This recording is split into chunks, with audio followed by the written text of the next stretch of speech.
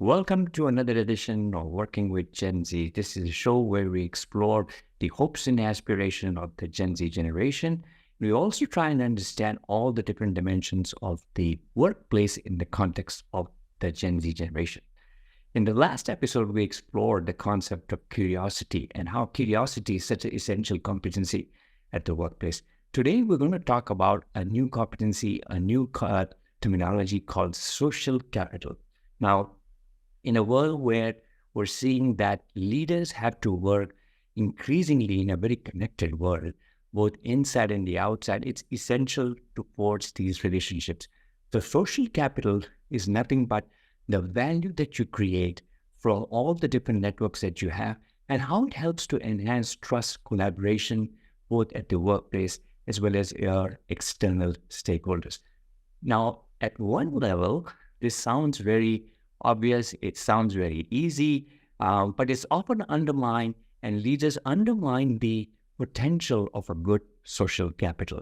Why is it that it seems very obvious that it makes sense for us to build a social capital, a good social capital, but it doesn't happen? So what are some of the traits? What are some of the habits? What are some of the habits that we need to unlearn to build that?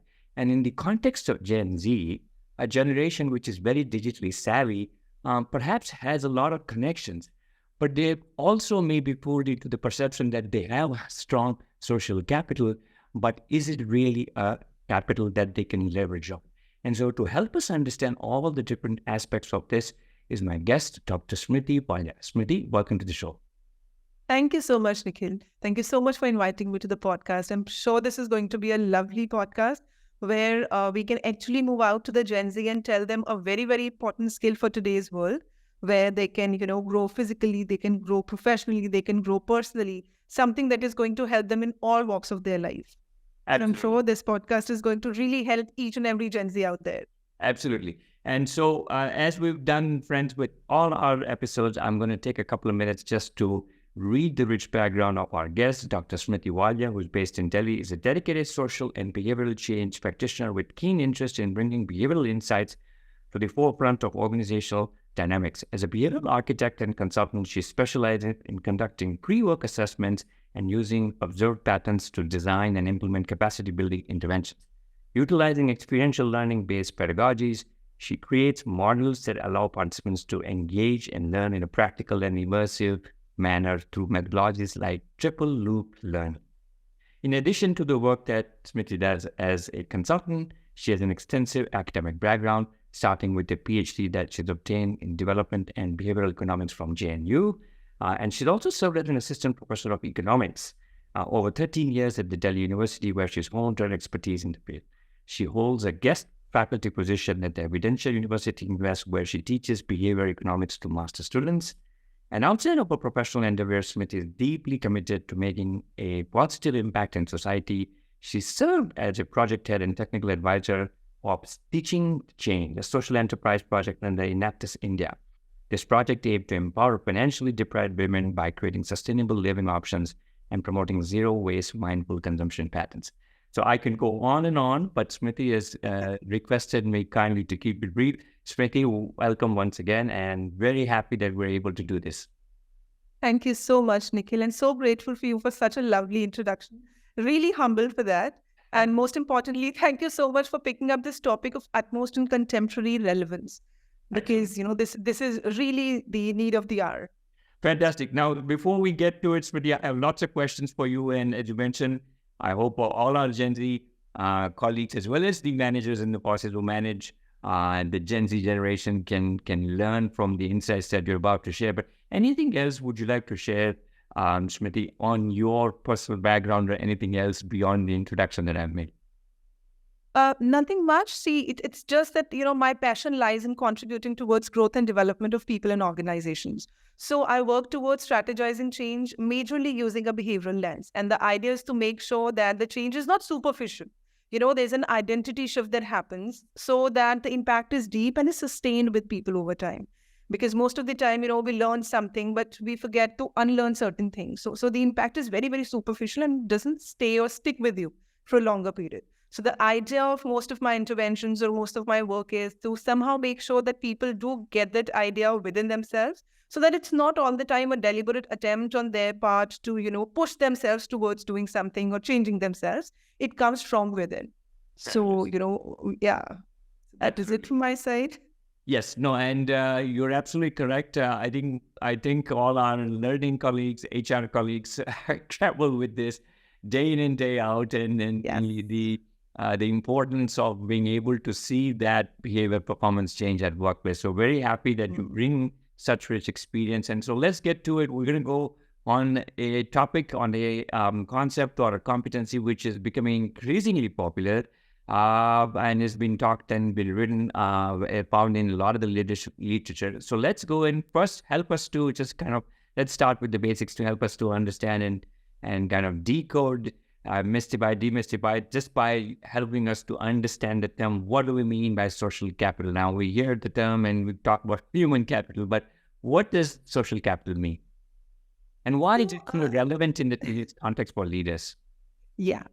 So, see, socializing means to interact and to have relationships, which is like usually how we, use the word socializing or social, which involves how do we connect, how do we communicate, and how do we engage with others in various social settings that we have. Capital definitely is a very interesting part. It typically refers to the valuable resources or assets that can be used to generate certain returns, create certain opportunities or provide the benefits. That is usually the case with any other form of capital, as you said, human capital or financial capital for that matter. Now, when we combine these two words, which is social and capital, it simply refers to the resources and benefits that we as individuals gain from our social connections. So like any other form of, capital, as I said, social capital too can be leveraged well to access information, to access certain support, opportunities, and many other advantages that are nothing else but a return on our relationships. So simply put, it's the value that comes from having strong relationships with other people. Now, when we say this, definitely in today's interconnected world, and especially, with the fast-paced business world that we see around ourselves, leaders who prioritize building social capital within their organizations, who maintain social capital with their colleagues, with other stakeholders of theirs, they're better equipped to lead them effectively. They inspire their teams better. They are able to drive sustained growth for their organizations, which usually becomes very difficult if you're not connected within the organization. So navigating the challenges that come on, facing the headwinds with confidence is something, are certain traits that they get to have when they are building and prioritizing social capital. They also create a very supportive and inclusive work environment where, there's an open space to talk about things. They take the feedbacks very positively. So with the entire environment, which becomes inclusive with their employees, their stakeholders, their industry peers, where communication is flowing freely, ideas are shared very openly, and teamwork is thriving. Definitely, they see a very long-serving, changing circumstance, which takes them and makes them up for any challenge that comes up, in their way. So not only that success comes their way, but success is sustained with everybody being a part of that success. So you're not leaving people out. So the belongingness in your environment, the work culture that grows in your, organization is very, very high. And thus it becomes very important for leaders to take care of the social capital or relationship building within their workplaces. Sure. Now, how is it, Smriti, this different than for perhaps the Gen Z young manager who's coming in, right? When we also use, and maybe I could be wrong here, but people sometimes interchangeably use, we heard terms like obviously, collaboration and team building and so on. So how is that different? And in other words, if I'm also a leader, in addition to that, if I'm also a leader, if I do all the things that you mentioned, you talk about social capital. How do I know that I have built a social capital? So there are many behaviors, that are required. So like before answering this question, I would rather say saying that you need to build social capital and being able to leverage it are two very, very different things, right? So when we say that you are making or you are building social capital, there are a number of behaviors that we need and, that we also listen around us. So these are, for example, active listening, right? That you need to show genuine interest in others. You need to be all ears to, your people around you. Or if you're a people manager, then, people who are working with you in your teams and in your organizations. You need to look at their perspective. So there has to be a holistic perspective which is being taken into consideration. Empathy, is the buzzword these days, that, you need to be very empathetic. You need to be authentic, because, you just need to be genuine and authentic in your interactions with others, and, people are likely to connect with you. We listen to words like reciprocity, where, you're offering yourself your, support, your emotional support, your technical support in any other way. And, the reciprocity will follow suit. Emotional intelligence, for that matter, that, you need to take care of the fact that you understand and manage your emotions and that of those who are navigating with you alongside various challenges in your organization. So these are certain behaviors that we definitely get to see and hear around us. But when it actually comes to bringing and bridging that gap between people, leaders need to make sure that they are on the same page as the person they are trying to build social capital with. We usually try to, rush with things. We think that, if we are trying to build a relationship with the other person, I'm doing something and so shall the other person. It's not that easy. The question is, why should the other person, whosoever I want to build my relationship with, why should the other person offer his or her services to me, or his or her attention to me? What am I doing so as to make sure that the other person would also be up to help me whenever I'm in need? So, I need to check for my behaviors first. I need to check for the fact that, we have the same definition of things, saying that, there should be active listening, or saying that, there should be trust. Trust can mean different things for different people. Trust can mean different things for me, and it could be something else for you. So do we have the same definition of things? It's important that, first of all, people should be brought to the same page. Everybody should be, should understand what do they mean by each and every definition or terminology or concept, and then they should start working on it. Second idea that we need to, take care is creating an environment for that handholding. Just by telling you that, these are various behaviors that we need to follow in the organization doesn't mean that people will start following it. There are a number of unconscious biases that we, move ahead with. There are a number of cognitive biases that we move ahead with. And especially when it comes to Gen Z, generation, these are people who are so highly burdened and pressured with so much information that keeps floating on the social media that, it's very difficult for them to filter things out. So how do you make sure that, anything and everything that you're listening on social media can be used when you're making relationships personally in your workplaces or with people? That becomes a very, very challenging situation for these people. We also need to, as leaders, make sure that, when you're dealing with people from different generations. So on one hand, as a leader, I would be taking care of somebody who, say, belongs to the millennial generation, and somebody who belongs to, say, the baby boomer, who might be, at a very high position in your organization. But at the same time, you're dealing and working with people who are very fast-paced and very tech-savvy people like Gen Z. So how do you make sure that, when you're trying to build these behaviors, everybody understands these behaviors in the same way? The idea of bridging and the idea of creating social capital is not about including the Gen Z. It's also about Gen Z being able to feel comfort around these people from different generations, and people from those generations feeling, comfortable around, employees from the Gen Z population. So these are certain things that need to be made sure that, they are there in the organization before we can kickstart the actual process. So this is something, which works as a prerequisite for an organization to be taken care of. Yeah. And that's very, very important. No, fantastic. I think you laid out some really good sort of behaviors which are essential, which lead up to creating this social capital that we've been talking about. Now, Smriti, there is this harsh reality of today's work life, which is to say that everybody is working long hours, or perhaps trying to kind of create a balance within their life if they are in a position where they have to, be, working longer hours, or just sort of manage the busyness of the life. And so sometimes, if this is all great and it's well intended, but how do I begin? And in other words, and the literature also says that there is the concept of strength in the weak ties. So in other words, if I am told, or if I attend your workshop and you say that, this is the reason why I should create social capital, but I'm very busy. And so therefore I meet, someone at the hallway and I said, I don't really have the time to kind of have a coffee with this person. I should just move forward. So, but literature says that, maybe even the weaker ties actually end up becoming a strength for you at some point. So maybe help us understand what that is. And this, especially also in the context of Gen Z, as you alluded, that, they spend so much time on social media, right? And a lot of the, perhaps, the time or even the connections that they have built, in many ways could be weak ties, and I could be wrong. So I'd be curious to kind of hear that, from the Gen Z context as well, right? If in their world, if social media really like a weak tie for them, and it's so, how can we leverage it? So two parts to the question. One is, how do I begin, right? This whole forging of the relationships, and the concept of weak ties, especially leading to something stronger, and Gen Z in the social media context. So, Nikhil, it's easy. I mean, see, when we listen to things like, when we listen to, things like social capital, it seems that, we are actually into something very technical.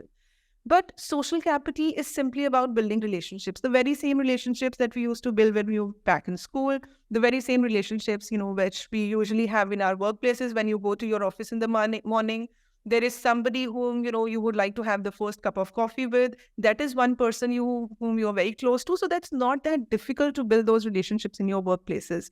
Yes, when it comes to how should you proceed, or how should you, lead or take the first initiative step in order to make that relationships, at times, when you think about it sitting in your chair, it seems a little, weird, because, how do we take that first step, and what should I say, and what should I do?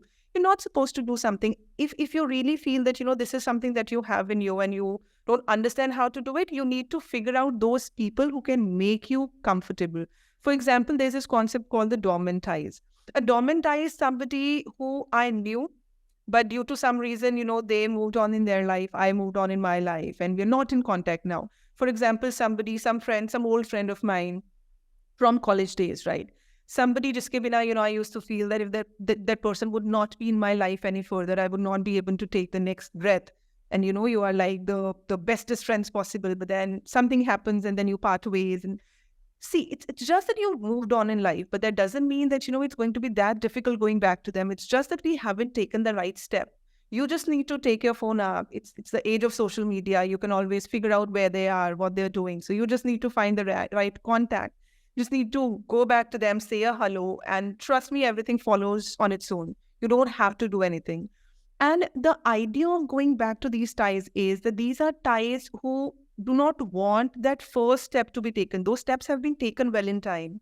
They do exist there. The moment you meet an old friend, right, everything comes back in a jiffy. So you don't have to do anything, effectively. Everything is happening on its own.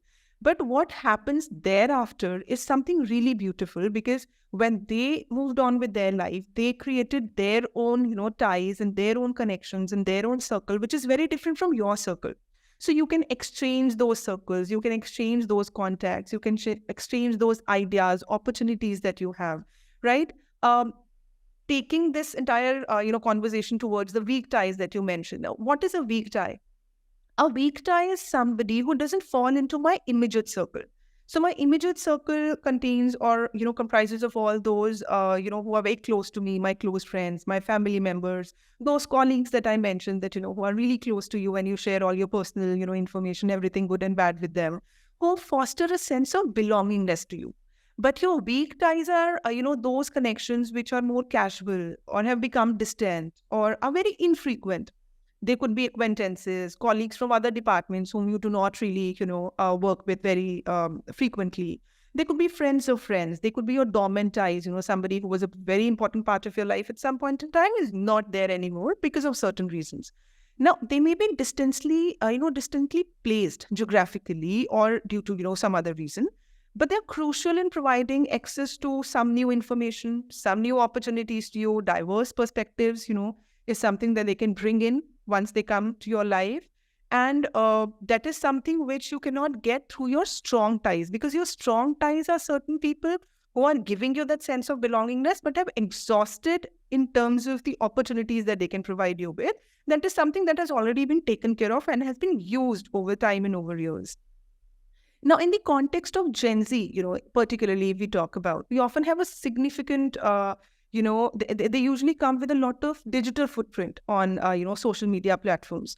And most of their connections are usually weak ties because, while they may have a large number of online connections, these relationships may not always be deep or intimate, right? With whom they are sharing their personal advice or personal information. So sheer volume of weak ties in social media platforms can lead to something really amazing for these people. For instance, a Gen Z, individual may be on a lookout for, say, a new job. So they may have, some follower on social media, or they might be following somebody on social media, but have never met them in person. This weak tie could introduce them to somebody who has a job opportunity. They can introduce them to some new hobby, which they might feel like turning into their career opportunity. They can have a valuable piece of information for them, which they might not get, through their strong ties. But yes, what they need is to leverage these weak ties well. I mean, just sitting out there on social media, following somebody or giving a comment or so, comment or two to somebody is not going to provide them with this help or opportunity. They need to have, as I said, that, they need to have the right behaviors to make sure that they're able to leverage the strengths which lay dormant in these weak ties. So weak ties need to be, woken up. Yeah. They need to be shaken. They need to be made use of by you. I mean, just by having those number of, connections is not going to help at all. So definitely there's a potential, but for that potential, what you need is the right behaviors and the right strategy. Sure. Now, in your experience, Smriti, having worked with leaders and companies and even students, right? Whether it's a student or Gen Z or even an experienced leader, right? We all have weak ties, right? So what's again, I'm not looking for like a very specific, almost like a template, but a routine. But how do I go about, is there a rule of thumb, let's say, where you could say that, maybe I take a Friday afternoon and look at my Rolodex, or I go back and look at it, or here's an old friend that I haven't spoken to, or here was a guy I met at a conference, didn't seem like it was a great conversation, but let me check it out. So two things. One is to find out that, like, is there some method would you suggest, or what have you seen that one can kind of try as a way to begin? And second, have you come across any story or like anything of where maybe a leader actually made this happen and therefore at some point leverage that, whether it's within the company or even outside or something, yeah. Sure. So I would like to say two things here, right? When it comes to how can this be done. So one, definitely you need to reach out to your old friends. Right. So what you can do is, for every weekend, or say for every alternative weekend, you can make a list of, say, 5 people whom you were in touch with earlier and you've lost touch. So you can, write their names, figure out their contacts. And as I said, in the age of social media, it's just not difficult. So figure out 5 people whom you would think that, it's not going to be difficult to connect. Rather, it's going to be something very exciting. And people who are absolutely not in touch, because those are the people who definitely would have had a very different social circle of their own. So the maximum benefit would lie in their social circle, because that's going to be very different from yours. So they're going to be all new people. There's going to be all new perspective. There's going to be all new knowledge. And maybe the person has moved out to a different industry altogether, which gives you not only a personal, benefit of reuniting with that particular person, not only the emotional benefit, but also certain, economic or say professional benefits flowing out from there. Second thing, which I would say you need to make sure, is that usually when we move out, for there are many people who would like to go for, networking events, and, would like to go for places, or would like to go for, interconnections, which are based on their own interests and their own habits. So if I like doing something, if there's a hobby that I have, I would usually, look out for people who have a similar hobby and would like to do something, with them. Usually what happens is that when you hang around with people who have similar habits, or who have similar values, or who have, similar hobbies or interests, you tend to create a echo chamber for yourself, because you are sitting with those people talking of the very same thing over and over again. So there is no new perspective that is coming out. which creates, as I said, an echo chamber for you, and you're not able to get anything fresh out of that. So you're investing your time, but not much is going to actually trickle down from that particular interaction.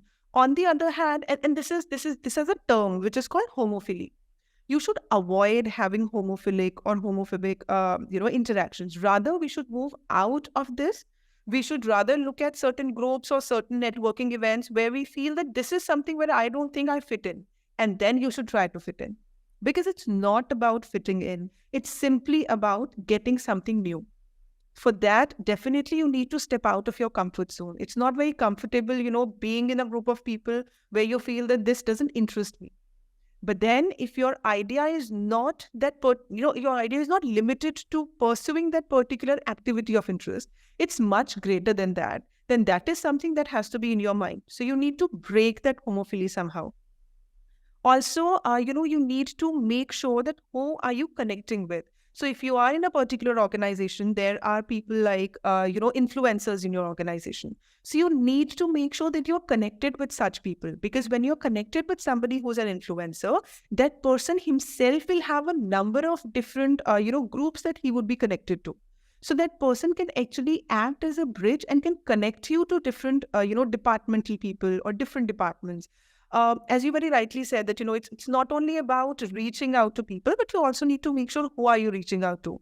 So when you are making this list for, say, an alternative weekend, you can also make sure that the alternative weekend which remains. So say if today is Saturday, and I think that next to next Saturday I'm going to meet some old friend of mine. Next Saturday, what I can do is I can figure out somebody from my own workplace, somebody who belongs to a different department. So for every weekend, you can have a different plan. For one Saturday, you can, reach out to somebody. You can simply ask them for a coffee, right? Somebody who works in your workplace, you've never had a chance to meet that person in person, or have not have, enough, opportunities of working with that person. You can simply ask them out, for a coffee, and you can share your experiences, see how his experiences are there, and, you can share a number of things with each other. And definitely that will turn out into something good over time. So you can do this for one weekend for your, workplace, and then for another weekend with some old friend of yours. So it could be a week tie, and then followed by a dormant connection. And, so basically the variety of connections that you're going to pool in then that ways is going to be much more diverse, and higher the diversity, more would be the incoming benefits. Yeah. So, yeah. No, absolutely. I really like the term echo chamber. I think we all enjoy being in our echo chambers, and we feel so comfortable, right? And we say, this is where I belong. So one question there, Smriti, as a way to just kind of build on your response of the previous question, which is to say that while it may make sense to all of us intellectually, yes, we all have a way to justify, why I should not do this, right? So in other words, what are some of the biases that come in the way to stop us from kind of, picking up that phone, or, making that list? I may just make that very casual remark that, what will come out of, meeting that person? I've only spent about 2 minutes, right? So what are some of the biases that would you say that we all should keep in mind, and kind of create that level of awareness within ourselves that, okay, these are the biases that hold us back, and how can we become aware of them? Definitely. And I would rather like to answer this with respect to the Gen Z, because, they are the ones who really are highly burdened and pressurized with a number of biases, as I've seen. Yeah. So the first major bias is the confirmation bias, which basically says that, say, for example, a Gen Z, themselves will pick and choose who to connect with, because, there's so much on social media. So, this is one person I go with. This is, one place where I fit into. These are certain, things that you would see them saying very, very frequently. So, as I said, they pick and choose who to connect with, and they do not really face that diversity, in their daily lives, because most of the time is being spent on, social media, surfing the internet, figuring out who to, follow and whom not to follow.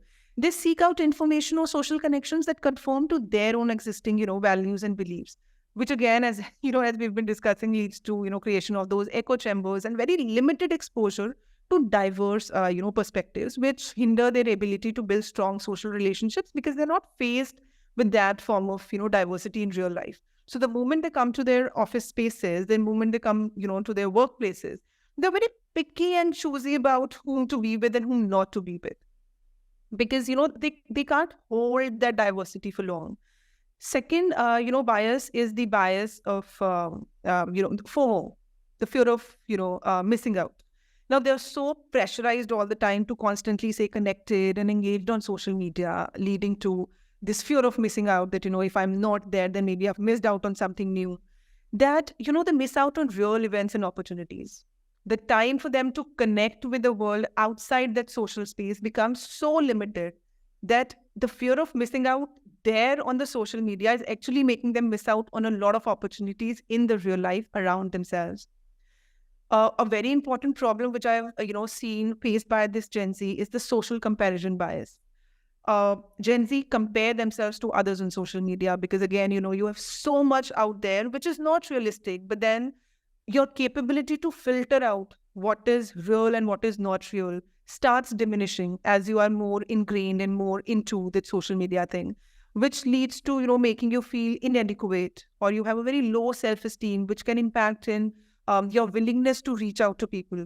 You have this fear of judgment or rejection by others. You feel you don't look like this, you don't carry yourself like this, you don't have this. So all the demonstration effect that is happening from the social media, which tells you should have this, you should have a this sort of a phone in your hand, you should be dressing up like this, and if you're not able to do that, then that feeling of inadequacy becomes very, very high. And then we have those availability heuristics, where a Gen Z individual may rely heavily on the easily accessible information and would not like to even figure out what lay deeper. So they don't really have time for building those deeper, meaningful, relationships. They believe what they see, and they take everything, as it is, without, taking it with a pinch of salt, that, whether, this is right, this is wrong, this is true or not true.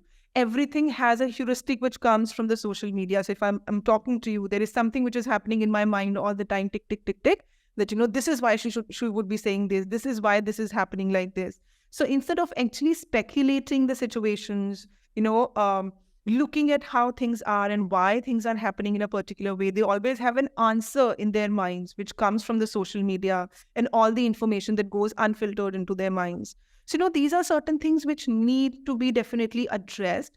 But then a very important problem that these people are facing is that, as I said, the fear of rejection and judgment doesn't even allow them to ask for that help. Because it's like that, everybody else is doing good. So if I feel that, these are certain biases that I have, how do I reach out to somebody and ask for that help?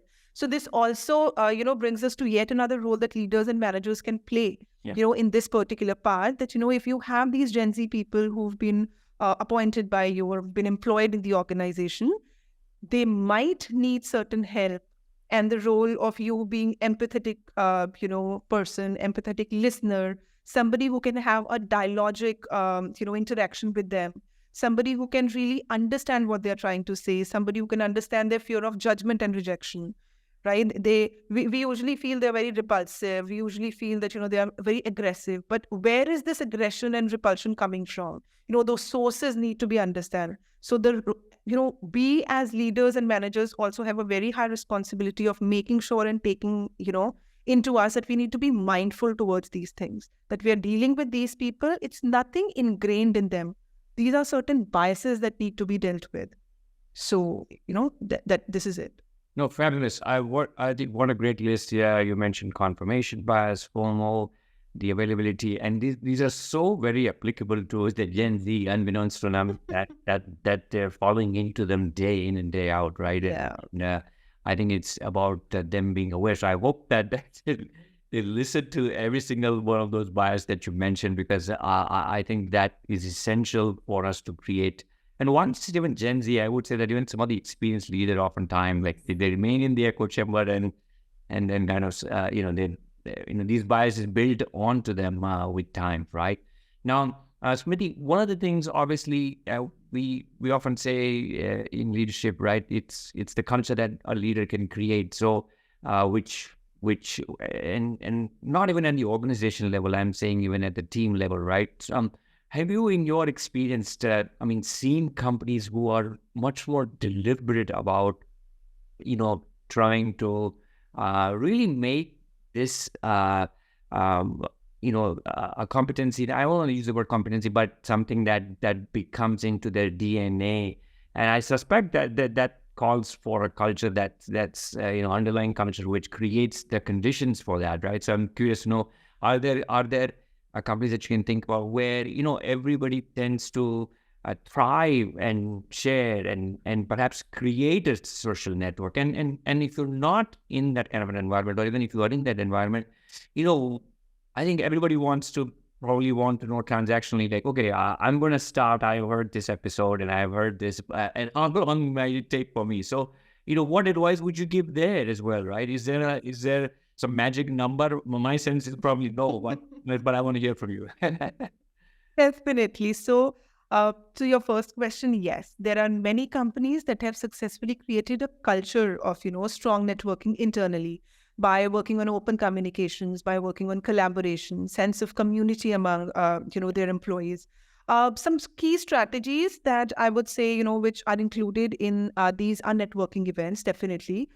Creating mentorship programs, because as I said that, we need to work with those cognitive biases. And for that matter, not even cognitive biases, the unconscious biases, which we're not even conscious to. So we need a proper, mentorship program where, you can be mentored through a long time, to make you come out of these biases, and encouraging cross-departmental collaboration, as I said, right? And providing opportunities for employees to connect both personally and virtually, because in these days when you have a lot of, work from home ventures, so we should not really miss out on that particular aspect that, we're not all sitting in the workplace, but we also are sitting at the comfort of our houses. But then we need to be connected with the fellow colleagues and, the fellow employees in the organization.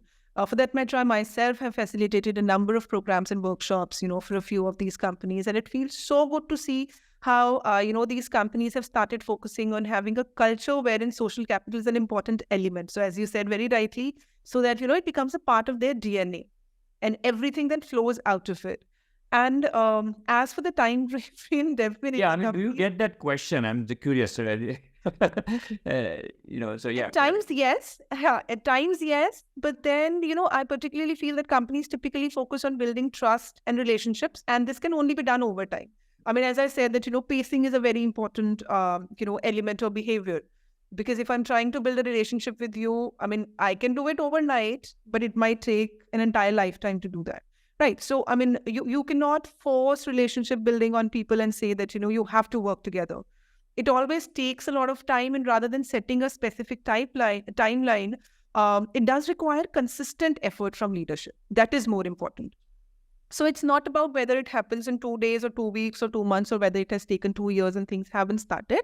But what you need is a consistent effort from your side. And especially you need to take, you need to come back and take, feedback as to why things are not happening if they're not happening. So you need to keep revising things. It's a very involving, sort of an exercise. You cannot say that once you've set a particular plan from point A to point Z, everything has to function the way it is. I mean, there would be a lot of instances where you need to go back and make the entire plan, because maybe something is not working. We're dealing with people, we're dealing with different minds, we're dealing with different hearts. So definitely, the combination that you have of people within your organization will define the design of your intervention.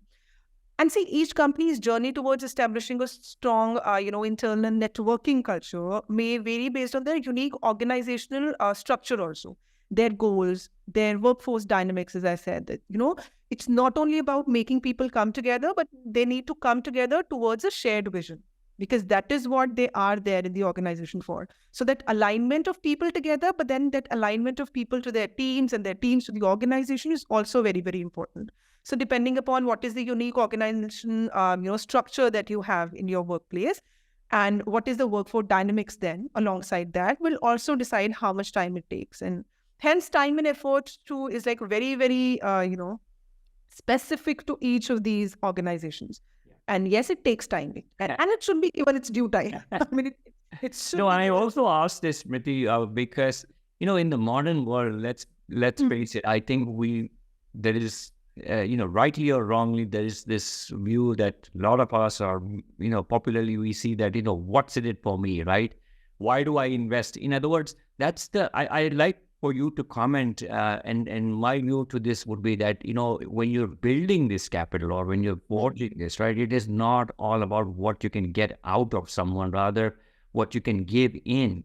And I think I say this uh, certainly for the experienced leaders, but maybe they over years may have learned that. But for the Gen Z generation, right, and I hate to stereotype, but I think in a world where it's all about like, okay, if I do this, then that's what I get in return, right? So what advice would you have there? Because it seems very transactional approach, right? And I think that's what you Yes. want to kind of let them know that, look, it's a longitudinal approach to kind of creating this network for you.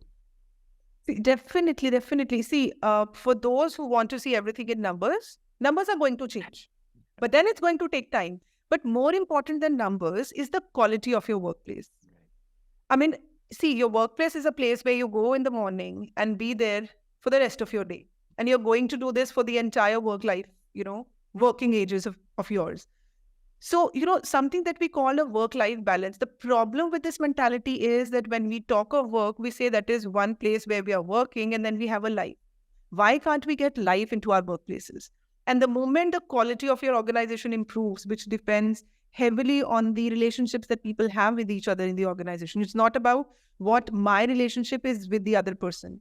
The way I see my team mingling with each other, the sort of culture that I see with respect to collaboration and teamwork in my organization, before it actually translates into something like good profits or good numbers, it feels good to see that people are working together.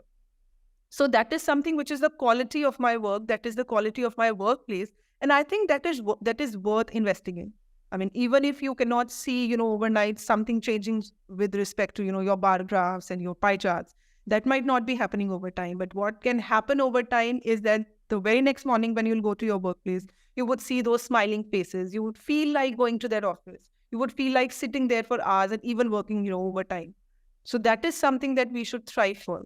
I mean, numbers can always be changed. Yeah. No, and I think this is also very important, Smriti, in the context of when a Gen Z, perhaps in the next few years, as they start leading a team, this becomes so essential, the brand, the goodwill that they want to create, right? It is not so much how they may feel in the moment, but maybe after a certain role or some subordinate comes and says, I'm so very glad you did this. And I think that's the capital, right? And how a subordinate tends to thank, or subordinate tends to kind of go out of their way to, do something beyond, even if they're not in that formal boss-subordinate relationship, right? And I recall reading recently where I think it was Sundar Pichai who, as he was chosen the CEO to become the CEO of Google, I think he had already gotten a job of CEO of some other company. But eventually when the two founders at Google were looking for their successor, they said that, hey, let's find out who are some of the people who worked in some of our flagship products. And he had worked in, I think, 6 or 10 out of those products, and then they went and kind of got the feedback, and it seemed to have created such good social capital where all the feedback at all levels were that not only was he very technical competent, but he was very good with people, and in many ways that became kind of an almost an asset, a hidden asset, if you will, right? Where in addition to all the things that he did, it became very helpful to kind of help him get that role. So. One final question, Smriti. I think we can go on, but this has been a fabulous conversation. One question, then one final question is we think about kind of as a way to, just a call to action. What are one or two things would you say if I'm a manager? Just, I think we may have covered at least some of it in bits and pieces in some of the questions before, but very, very clearly, let's say if I'm a manager and if I'm, now welcoming an incoming Gen Z, what are some of the couple of things that I should do and not do to help create this environment so that a good social capital is modeled in the team or in an organization? That's one on the boss side, and then certainly also on the Gen Z side, right? It's not so much that the boss always has to kind of do everything, right? There's enough that even the Gen Z needs to create their own awareness. So maybe one or two things that they need to be mindful of, right? And whether it's, spending a little less time on social media or maybe more, in networks where they can kind of forge and meet people physically, whatever it is, right? So what would you say, two do's and don'ts kind of on the boss couple of on Gen Z side. Sure. So I think from the manager side, it's like, first of all, because we're talking about including the Gen Z and making them a part of the entire organization. So DEI culture is very, very important. Sure. So the first do would be to foster a culture of DEI very, very extensively and make sure that people from different backgrounds and perspectives and generations are all brought together. And when we say brought together in most of the organizations, we are only looking at numbers. So, these many people from these many generations have been taken care of. Diversity can take care of its own. I mean, what we need to be really mindful of is how is the inclusion taking place. So we need to really focus ourselves on inclusion and inclusive activities to make sure that, that they are a part of the entire, work culture.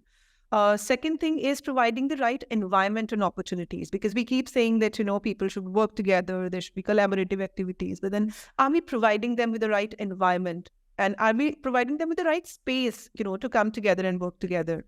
So that is very, very important. Some sort of hand-holding when it comes to, taking care of your biases, some sort of role modeling, from the part of the leaders and the managers to make sure that, they know what is to be done.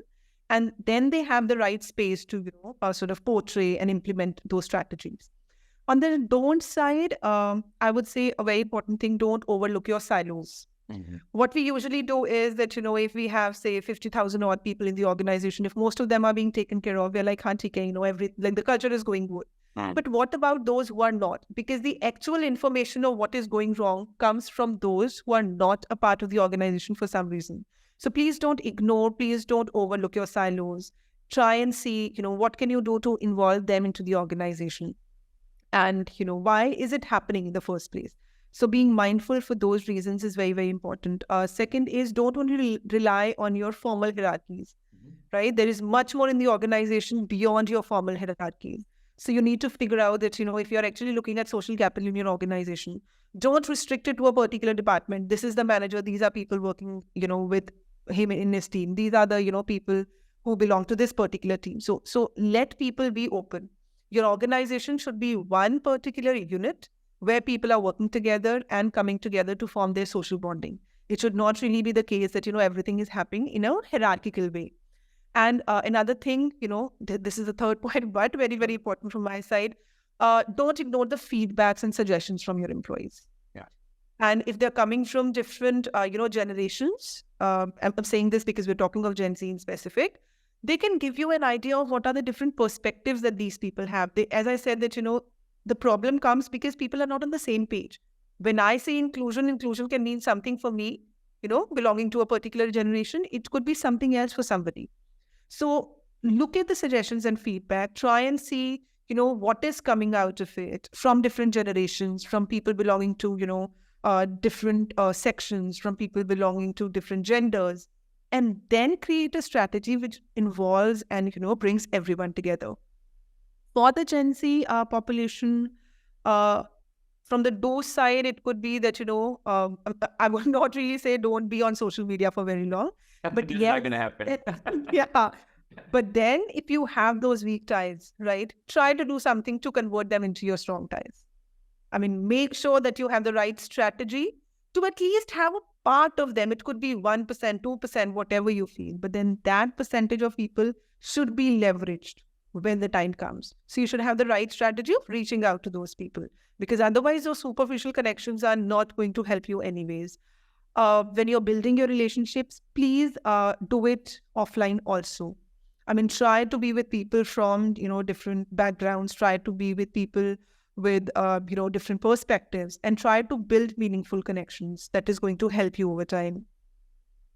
And definitely work on your biases. So, I mean, and this is not only for Gen Z, this is for everybody. Sure. That, we have our cognitive biases in place, we have our unconscious biases in place, and all of us have it. I mean, I also have them. So it's not that I'm a facilitator, so I'm absolutely free of them. I do have them in me. So it's important first to be mindful of the fact that we have them. And secondly, we need to work on them. Because when we are talking of inclusivity, I can come close to somebody only when I'm taking care and correcting my biases. I mean, because when you ask, what comes in our way, we come in our way. I mean, it's we ourselves. It's nobody else. The minute I start working on my, unconscious biases and cognitive biases, I'll be a step closer to the other person. So, that needs to be taken care of. As for don't, I'll reiterate this. Please don't fall prey to homophily. I mean, don't create and let, those echo chambers create. So move out, meet people from different backgrounds, even if that is not your interest. Interests develop over time. But then you need to figure out that, who are you dealing with? When you need somebody, even if it's an emotional support, I mean, you need to move out to people who have different ways of looking at the same things. If you'll keep thinking in a particular fashion and people sitting next to you are also thinking in the particular fashion, we usually say that, we're brainstorming. We're not brainstorming. We are rethinking things because all of us are thinking it in the same way. We thought it once, we'll think over it twice, we'll think over it thrice, we'll reach the same conclusion because we have no other way of thinking. But if we have different people who have different ways of thinking, we'll have n different patterns in which we can have n different, answers. And then we can choose as per, our choice. So you need to break the homophily for sure and don't rush. I mean, online, it's very easy to make your connection. You just have to swipe left, right. You have to like post a comment. You just have to like somebody, share an emoji. And that is how you create a connection. But when it is about creating a connection in the real world, it takes time. So don't rush. Yeah. Yeah. Fantastic. Well, fabulous advice. I think for all the leaders, I really like the ability to, very simple, very obvious, but often not seen in practice as much, as the ability to kind of take feedback and taking the fresh perspective of an incoming Gen Z. I think that's what's essential to kind of avoid the confirmation bias that you've been talking about, right? And so it's essential because they, Gen Z kind of will see what we call as learned behavior. In other words, if they see that my boss is always in his cabin and doesn't come out, then that's what they'll feel it's comfortable and the right thing to do. So I like that. And certainly on the Gen Z side, be patient, get out of the comfort zone and kind of make sure that you push. And I'm going to ask my son to hear this episode. Hopefully he can pick some insights as he enters gets a glimpse of his work life in the form of an internship this summer. So hopefully he's going to, go out and not confine himself. So Smriti, thank you once again. Very, very interesting conversation. I've learned a lot. I really enjoyed it. And I really hope all the listeners, whether it's the Gen Z or middle manager or even senior leaders, can really, really kind of take to cue this concept, this competency of social capital, something that is so essential in a world where it's seeing increasing amount of loneliness, increasing amount of sort of being by yourself. So, it is something very essential. Thank you once again. And I hope. Thank you so much. Yeah, it's a pleasure. It's a great conversation. And thank you and goodbye. Goodbye. Pleasure's all mine. Thank you so much. Bye. Goodbye.